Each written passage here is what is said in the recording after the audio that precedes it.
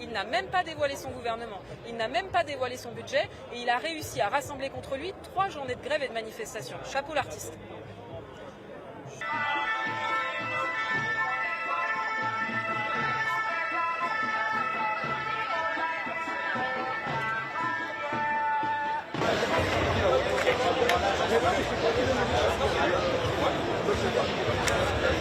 Ces militants et militantes aient été arrêtés dans les eaux internationales, c'est totalement illégal du point de vue du droit international.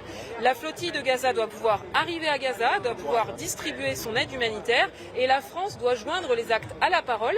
Il faut sanctionner le gouvernement israélien pour imposer un cessez-le-feu, un corridor humanitaire et une solution de paix juste et durable. Comme vous pouvez le voir. Non, ce qui m'ennuie, c'est qu'ils ont oublié les pauvres verts. Peut-être PTT aussi, donc les doigts. Même faire une visite de bureau avec nous pour parler avec les facteurs et les Renaud, Stellantis, même combat. Renaud, Stellantis, même combat. Il n'y aura pas de sortie de cette situation politique sans un retour devant les électrices et devant les électeurs. Et puisqu'une dissolution de l'Assemblée nationale aujourd'hui produirait sans doute une configuration de l'Assemblée nationale assez proche de la configuration actuelle, si on veut débloquer la situation aujourd'hui, ça passe par le départ du président de la République et par l'organisation d'une élection présidentielle anticipée. Et en tout cas, c'est la position qui est la nôtre et nous continuerons à la défendre.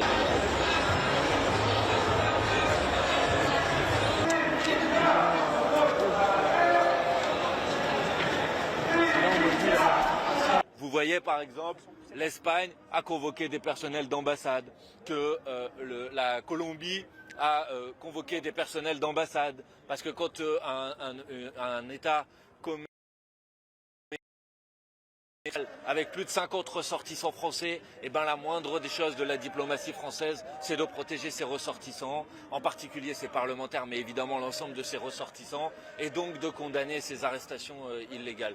Et cette manière avec laquelle la France est incapable aujourd'hui de se faire respecter nous ridiculise et ridiculise la position de la France sur la scène internationale. Et c'est vraiment insupportable de ne pas avoir une diplomatie française capable d'avoir des paroles claires et des mots clairs dans une période comme celle-ci. Donc...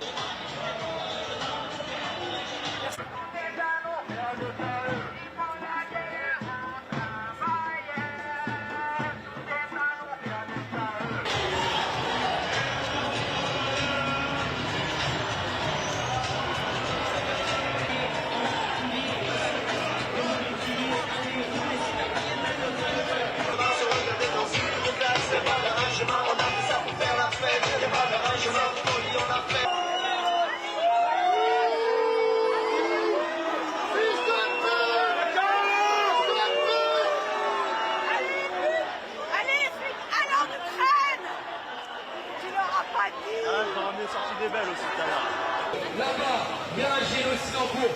Et que nous ici, on pense à eux. On pense à tous les peuples opprimés. Comme le Congo, le Soudan, et bien sûr la Gaza. Et toute la Palestine.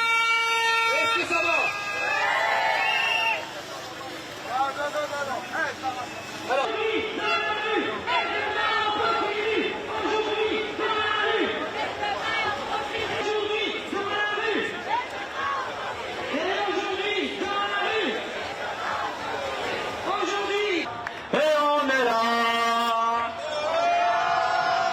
même si Macron ne veut pas,